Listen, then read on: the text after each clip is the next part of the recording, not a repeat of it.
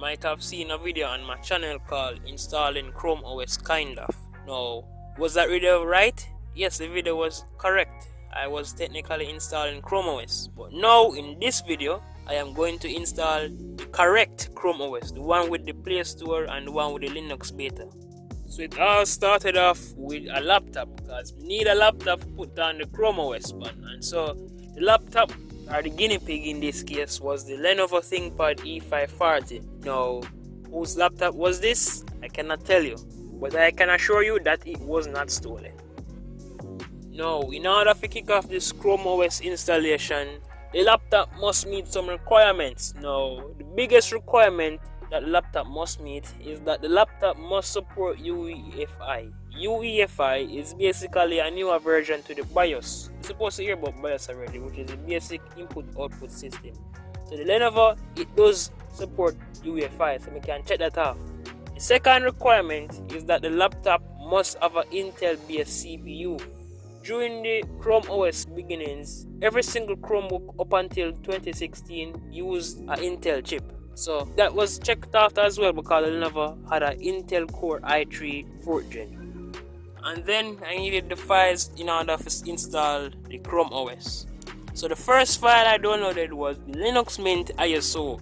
With that, I'd have flashed it to a USB thumb drive, and keep in mind the USB flash drive needs to be 16 gigs or bigger.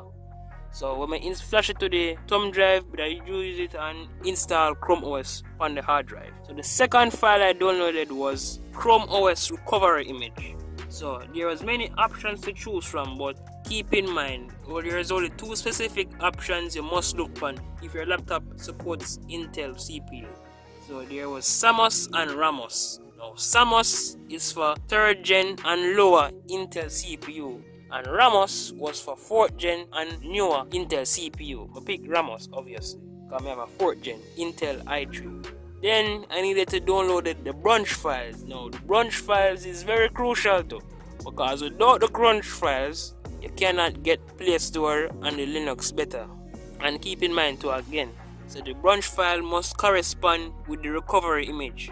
So if the recovery image is version 89, the branch file must be version 89. You cannot mix a 89 with a 88. That not gonna happen. With all that files, was I ready? Well, kinda. Well, me have to download one more program called Rufus in order to flash the Linux Mint to the thumb drive.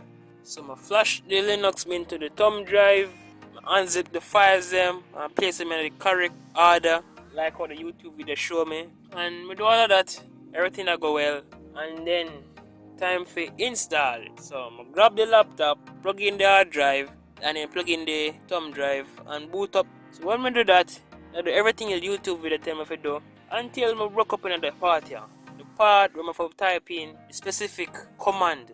The part that give me a little problem, because I type in the specific command and everything go well until I broke up on this something.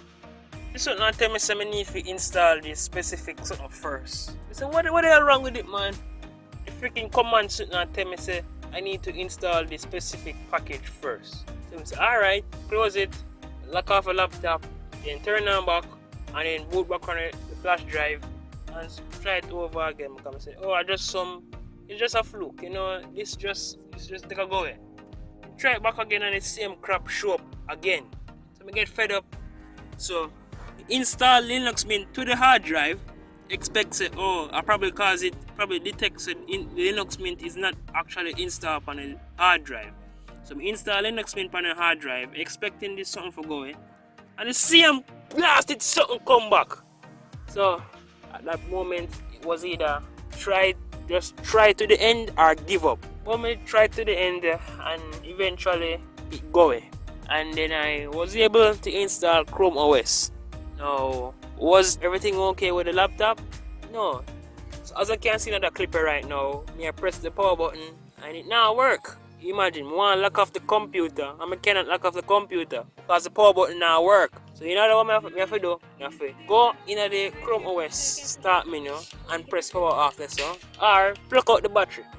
And those two things, the first thing is very time consuming. You know, a couple of seconds is very time consuming. And second thing, It was very risky because you can mash up the CMOS battery because the laptop you actually have a CMOS battery. So, how about never that work? Second thing, the fingerprint sensor. Yes, this laptop came with a fingerprint sensor. This laptop is a 2014 laptop. So it have a fingerprint sensor and it now work. And the freaking laptop cannot right click. No, probably because this Lenovo laptop, I don't know why Lenovo build them laptop touchpad that way, but it feel very flimsy. You can't hear the noise, right? Is that noise here? No loose off right, that is the actual touchpad. So them design it. It looks so flimsy and sound flimsy and feel flimsy.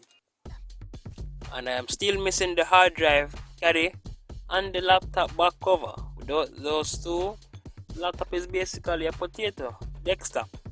The laptop can be used, but I don't like risking it. And if I was still determined to risk it and use the laptop, I'd be damaging the fan and the hinge. The hinge, if the hinge broke, the display gone.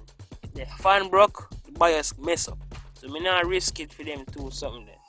So me go just put it down in one bag somewhere far, make it collect dust until I can find the money for buy the something them. Because do some eBay window shopping and I say the back cover it exists. Although it was very hard to find, it exists, but it costs a lot of money. Why am I to pay $40 for buy a piece of plastic? I'm going to pay $12 for buy a flimsy piece of metal for all the hard drive. No, so what I'm going to do?